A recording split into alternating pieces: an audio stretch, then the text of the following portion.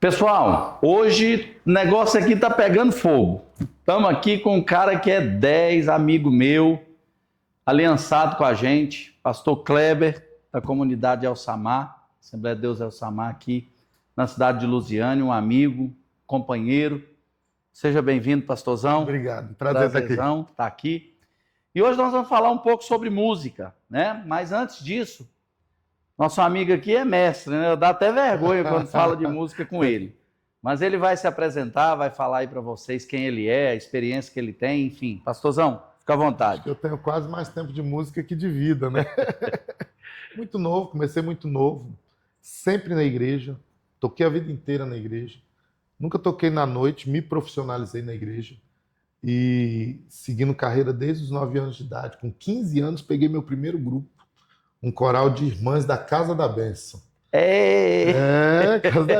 Coral de irmãs da Casa da Bênção, hein? E era pertinho assim lá da igreja, então eu tocava no louvor da igreja, aí saía adolescente, né, rapidinho, descia correndo, regia o coral, voltava a tempo da pregação. Você regia elas? É, eu regia o coral das irmãs da Casa da Bênção. Em qual cidade? Redenção no Pará. Meu Deus Redenção do céu. no Pará. O senhor é natural de onde? Sou natural de Anápolis. De Anápolis, Goiás, mas meu pai, como pastor, aquela trajetória de pastor, né? Vai para uma igreja, vai para outra.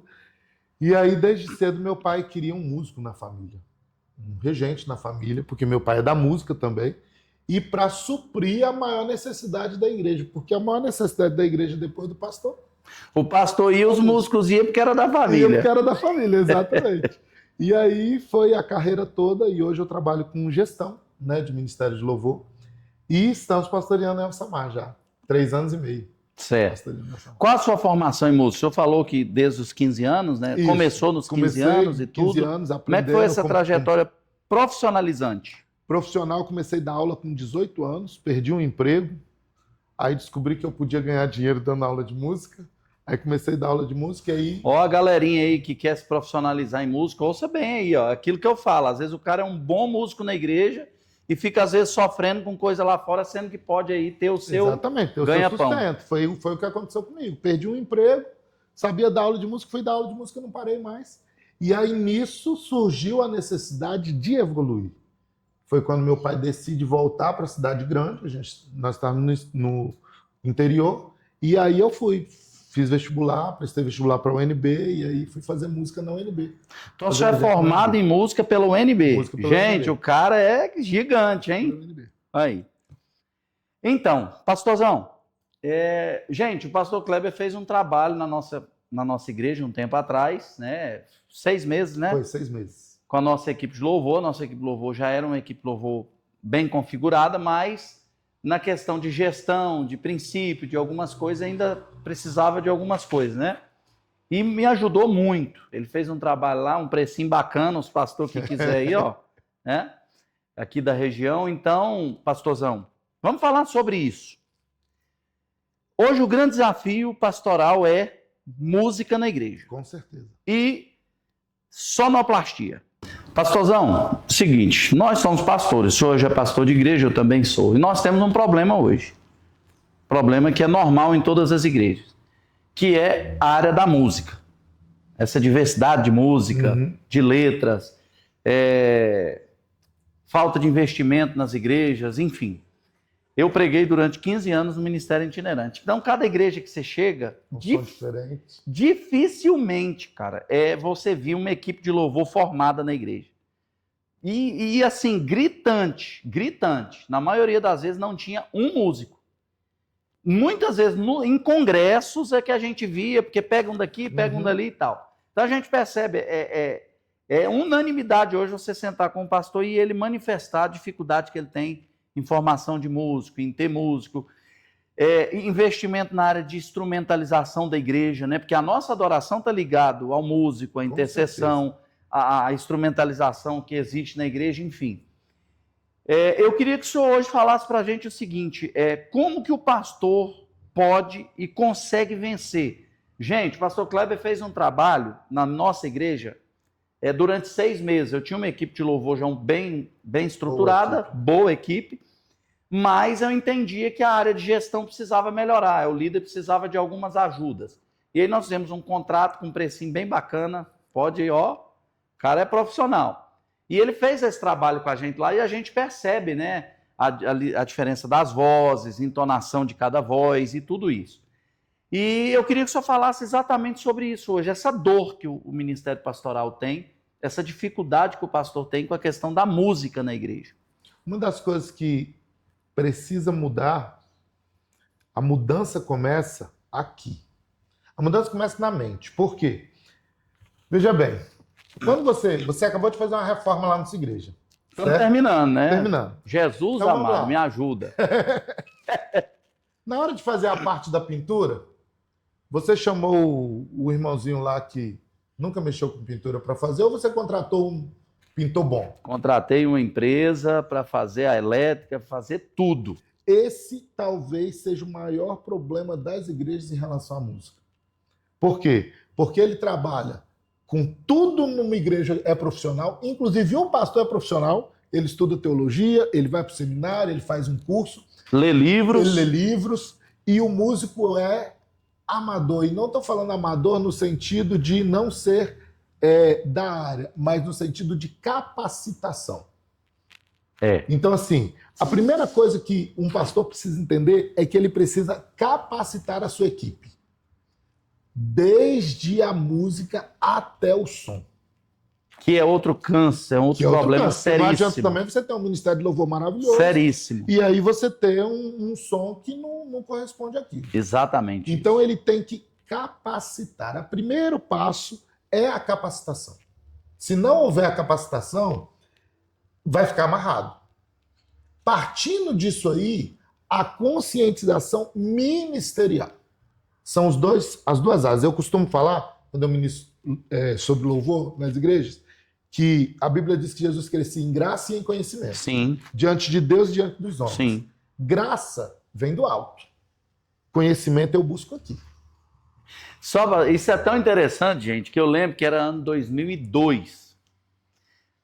Bacharel em teologia era um sonho para muita gente, né? E aí foi a época que eu vim para Lusiana e era um sonho de ser pregador, aquela coisa toda. E eu lembro que eu saía daqui, cara, ia para Brasília todo dia estudar teologia lá na catedral, na Baleia. Eu chegava em Lusiânia 1h30 da manhã. É isso aí. 1h30 da manhã. Isso foram durante 3 anos e meio. Então, assim, o que o senhor está falando tem muito sentido na questão da música. Nós ainda temos uma problemática, porque assim, as pessoas falam muito que o nível da música caiu. O nível da música não caiu. O que aumentou foi a diversidade de música. Então, antigamente, para se gravar na época, o nosso vinil, né, o bolachão, né, tal, né? Quem não é minha época, não, né? Isso, cabelo branco que saiu, né? Então, assim, na época do bolachão, só gravava quem tinha dinheiro. Por quê? Porque isso estava tudo em poder das majors. O que são as majors? As grandes gravadoras. Hoje em dia, não. Você tem um estúdiozinho ali em casa, você grava. Então, tem muita coisa sendo produzida. Cabe à equipe de louvor garimpar o que é bom, o que é ético, o que é coerente com a visão da igreja, com a teologia, com tudo. Entendi. Certo? E aí, consequentemente, também, o povo também se tornou mais exigente. Com certeza. Então, assim, não dá mais para acontecer nas igrejas, pastor, aquela coisa assim, Jesus me ensina, ou então assim, irmãos, eu não sei cantar não, mas eu vou fazer porque é para o Senhor. Não, para o Senhor tem que ser o melhor. E o que você está falando tem sim, porque, por exemplo, eu conheço gente que aprendeu a ler a Bíblia sozinho. Ele não sabia ler e aprendeu, que a gente sabe que é por um milagre. Sim. Porque ele não tinha recurso à sua disposição, não é? Hoje não. Hoje tem a escola, hoje tem a faculdade. A música é a mesma coisa. A mesma coisa. Internet, hoje à distância. Ontem nós ainda estávamos comentando sobre isso, porque para aprendermos uma música, músicos da minha geração, passava do vinil para fita cassete, os mais novos aí vocês não vão saber nem o que é isso, entendeu? E aí a gente ia com a caneta Bic, tinha que ser a Bic, porque ela tinha o negócio, e aí a gente girava para chegar no ponto que a gente precisava aprender. Hoje não. Você entra no YouTube, você entra em qualquer plataforma, você tem tutorial, como tocar isso, como cantar, como desenvolver a voz. Então, não tem mais justificativa. Então, o que o pastor deve fazer? Primeira coisa separa a equipe, e mostra para eles a importância da capacitação. Essa capacitação pode ser com recurso, pode ser sem recurso. No YouTube, por exemplo. No YouTube, mas mostrar a importância da capacitação. Vai lá para Davi, vai lá para a estrutura da igreja de Salomão, do templo de Salomão. Isso é verdade. Que tinha 3 turnos de 8 horas, um turno com a família de Coré, outro turno com a família de Asaf, e outro turno com a família de, se eu não me engano, a família de Gedutum. Gedutum. Certo? Tinha lá as 3 famílias, cada família cuidava de um turno de 8 horas. Então mostra essa importância da capacitação. E aí tem algumas questões de gestão que são importantes. Horário. Por exemplo. Que não precisa de dinheiro para ter comprometimento com horário. Para ter comprometimento. Então, na nossa comunidade de fé, por exemplo, nós temos um horário de chegada que, se o músico chegar 10 minutos após o horário de chegada, ele não ministra naquela noite. Detalhe, esse horário é 1 hora antes do culto. Sim. Nós criamos essa cultura lá. Verdade. O culto precisa estar pronto. Você está pronto. Certo? Veja bem, havia um preparo dos sacerdotes. Eles mexiam na roupa, na estola, eles preparavam os animais, eles preparavam o incensário, os levitas iam, levitas de verdade, né, que é quem trabalha, limpavam o tabernáculo. Agora, a gente chega lá de qualquer jeito, hoje a gente quer tocar. Não pode, de jeito nenhum. E aí vai ter consequência no resultado total. Porque, pastor, eu falo uma coisa, alguns acham que é heresia, mas vamos lá. As pessoas não vêm à igreja por causa de Deus. Elas vêm à igreja por causa de pessoas. Então, eu não sou crente, eu não sou servo de Deus, você é meu amigo, você me convida, certo? E aí eu vou à igreja. Eu estou indo à igreja por causa de Deus? Não, eu estou indo à igreja por causa do Danilo. Um convite. Um convite. Quando chega lá, eu tenho que ter o ambiente propício para encontrar Deus. Uau, isso aí é... E o ambiente propício para encontrar Deus é o quê? Glória a Deus. Um bom acolhimento, um sorriso no rosto de quem está lá na porta, um bom lugar para sentar, um bom louvor de volume adequado, de estrutura adequada, de qualidade. Gente, uma palavra e aí a unção vem e Deus faz. Não podemos deixar passar isso aqui. Volume de música dentro da igreja. Esse é também um problema uma cruz seríssimo, né? Que volta à sonoplastia. Volta à sonoplastia. Né? Mas o músico, principalmente o músico, agora nós vamos falar dos músicos, né? Pastor, mete o cacete dos músicos. Os músicos têm um problema com volume. Principalmente o guitarrista, o baterista, qual que é o outro, pastorzão? Esses são, acho que, os mais... O maior problema os dois, né? Porque hoje tem aquele aparelho de decibéis, aquela coisa. Como é que o senhor mede isso? Como que a gente pode medir isso de uma maneira melhor? Na realidade, a primeira coisa que a gente tem que ter em mente é que eu preciso ter um som de qualidade. Certo? Então, a primeira coisa. E som de qualidade não é barato. Custa dinheiro. Custa dinheiro. Então, assim, a igreja precisa entender que essa mesma igreja que investiu em reforma, em espaço, ela precisa investir em som. A partir daquele momento, é uma conscientização. E tudo isso, gente, é reunião, é briga. Deixa eu te contar uma história que aconteceu comigo no meu começo. Meu pai, músico, profissional, pastor de igreja. Pegava muito no nosso pé por causa de volume. Eu, rebelde, espírito de Lúcifer, daquele tamanho, certo? Porque, assim, a coisa que o músico mais tem que lidar é com o espírito de Lúcifer. Vaidade. Tá? Vaidade, orgulho e tal. E aí, um dia, eu fiquei muito bravo com meu pai. E eu falei, tá bom. Então, você quer volume baixo, você vai ter volume baixo. Gente, nós tocamos num volume muito abaixo do aceitável. Muito baixo mesmo. De pirraça. Quando chegou no final de semana seguinte, meu pai virou e falou assim, todo mundo sentado. Ninguém vai tocar. Certo? Ninguém vai tocar. Vamos no gogó aqui, porque Jesus não tinha... Não tinha música, não tinha banda, não tinha som. E aí pegou e me deu uma chamada, mas começou também a trabalhar essa conscientização. Que é o quê? Volume aceitável. Pressão sonora não é altura. Existe uma diferença entre pressão sonora e volume. Ambientes de culto. Eu tenho um culto para a família. Então, aquele culto para a família, eu tenho um senhor de 70 anos lá, já não aceita tanto volume. Mas eu tenho um culto de jovens, Que o já pau gosta de um quebra. pouquinho mais de pressão. Lá na igreja eu tenho porque eu gosto de mexer com som, né, por causa do estúdio, então eu vou para o som no dia do culto de jovens. Aí no dia do culto de jovens, aí eu já falo para os adultos, ó, se você não quer volume, não vem não. Porque quando começa o culto, aí eu chego o volume, eles gostam disso. Mas não pode ser a mesma estrutura do culto de domingo. Só que isso, pastor, só com conscientização do músico e capacitação. Então, tudo parte do pastor ter essa consciência. Eu preciso melhorar a minha equipe, eu preciso melhorar a minha igreja, ao mesmo tempo que eu estou me melhorando, ao mesmo tempo que eu estou lendo, ao mesmo tempo que eu estou buscando, ao mesmo tempo que eu estou me capacitando. Gente, essa questão de som ela é tão importante, como eu disse, eu preguei durante alguns anos, como os pregadores sofrem com som de igreja. Muito. É uma coisa fora do normal, fora do comum.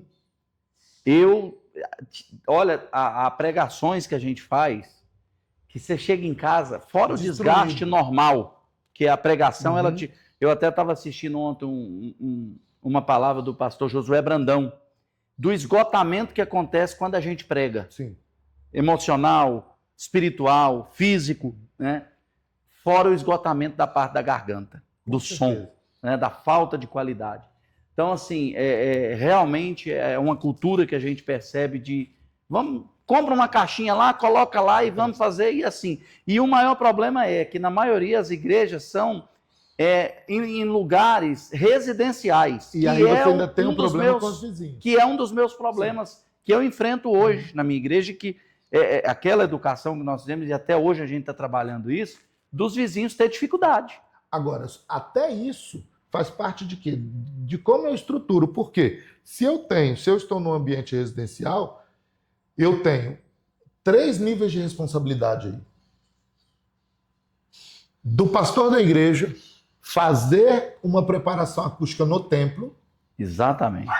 Do músico ter consciência de que tem mais gente ali, ele não toca sozinho, ele não é músico para si mesmo. E do sonoplasta de entender que ele está servindo a uma comunidade. Que o som não é propriedade dele. Que ele não é algo que ele tenha que fazer do jeito dele. O objetivo é a evangelização. Exatamente. O objetivo é a evangelização. Que as pessoas ouçam o evangelho. E não que elas saiam iradas de dentro da igreja. Certo? Agora, uma questão até prática nisso, até para nós que somos pregadores, que é um cuidado que a gente precisa ter, tá? Nossos microfones, muitas vezes, estão mal posicionados, tá? Nós posicionamos eles mal, tá? Então, assim, o pastor quer pregar aqui, na hora que ele quer dar como diz o pentecostal, uma rajada, né? Aí ele vai e joga para cá. Isso é a cruz de qualquer sonoplasta. Tá? Então, assim, mantém o teu microfone na posição correta, né? E aí deixa o sonoplasta trabalhar dentro de capacitação. Tem uma questão muito séria, pastor. Quem é o sonoplasta das igrejas? Sabe quem é o sonoplasta das igrejas? É aquele adolescente que não presta para nada. Ele não serve para nada. Vem cá, você vai cuidar do som. Joga ele lá. Joga ele lá. Gente, esse não presta para nada aí, cuidado aí, a interpretação, né, pastor? Então, assim, joga aquele menino que ele não sabe cantar, ele não sabe tocar, ele não se envolveu ainda no evangelismo. Então esse aqui ensina vai ele a ser aumentar o microfone, aumentar a guitarra, baixar, que aumenta, abaixa. Eu nem estou dizendo que esse menino, que não possa ser ele. Mas ele tem que ser preparado. Prepara ele, cuida dele, vai atrás de um curso, pega um link de algumas formas de trabalhar, para que esse menino também se sinta útil, não massacrado. Entendo. Não se frustre. Não se frustre, né? Inclusive, porque ele vai ser cobrado. Tem até aquele meme, né? Eu acho engraçado. Chega lá o senhor vendo o livro lá, né? Aí chega o sonoplasta lá do céu. E aí ele diz assim, ó, aqui consta que você abaixava o microfone do pregador. Fora daqui! Exatamente. Então, mas é uma guerra, né, que acaba havendo entre músico e sonoplasta, igreja pastor, e músico, sonoplasta, que ela precisa acabar partindo de quê? Planejamento, organização, É. gestão e entendimento ministerial. É verdade. Realmente. Eu sou um adorador. Eu sou um adorador como? Eu sou um adorador aumentando e abaixando volume. É um ministério, É né? um ministério. É um ministério. Há uma unção naquilo ali. Sim, sim. Há uma unção tão grande como naquele que canta. Há uma unção tão grande como naquele que diminui a luz ou que aumenta a luz nas igrejas que usam luz. É. Tudo faz parte de um contexto. É verdade. Tudo é para o reino de Deus, Tudo né? é para o reino. Que bacana, né, gente? Que bate-papo legal. Pastor Kleber, muito obrigado. Foi muito bom. Sempre é bom, né? Sempre é bom falar com o Kleber. Kleber é um amigo chegado quando a gente quer conversar, desabafar. Pastor, Parece até que a gente é amiga há mais de 20 anos, É. né, Danilo? pastor é muito sozinho, né? Eu sempre digo isso, a gente tá ali no meio da multidão, mas quando a gente precisa, assim, e o Kleber é essa pessoa extraordinária. E eu tenho certeza que esse bate-papo, Kleber, ele vai ajudar muitos pastores. Porque eu sei que esse é o grito de muitos pastores hoje. E eu sempre digo para a gente encerrar, para os músicos da minha igreja, a sonoplastia, a gente está querendo estruturar ela mais ainda. Agora eu tenho hoje um profissional que é o Ronaldo, né? Que também é da sua área, né? Da sua formação. Mas uma coisa eu sempre digo, gente, na internet tem tudo. O cara comprou uma mesa, lá tem a configuração daquela mesa, um curso daquela mesa, aprofunda naquele negócio.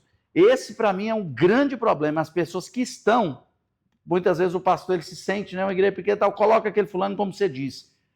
É despertar naquele menino o que ele pode se tornar. Exatamente. É o que ele pode se tornar para te ajudar, para ajudar a comunidade que ele serve, né?